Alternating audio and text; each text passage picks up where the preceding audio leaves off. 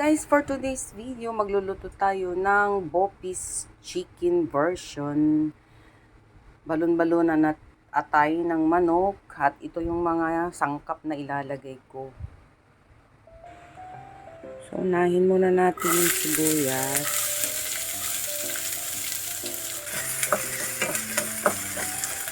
Bawang at luya.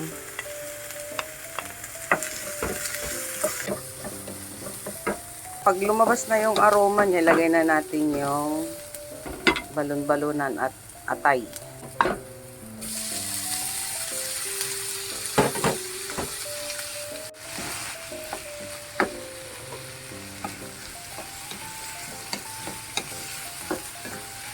Lagyan natin ng pamintang durog, soy sauce. Ganyan na siya, nag-iba na totally yung kulay. Lagay na natin yung sili, carrots at saka patatas. Lagyan natin ng konting tubig para maluto yung gulay. Natin ng pampakulay, wala akong tomato sauce kaya ketchup na lang.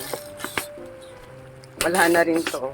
Kunti na lang din yung aking ketchup, so pagtiisan na lang natin yan. Yan din natin ng pampalasa. Red bell pepper.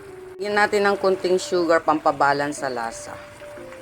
So, ayan, luto na yung ating bupis. Kulang lang siya ng pang-coloring kasi wala tayong anato.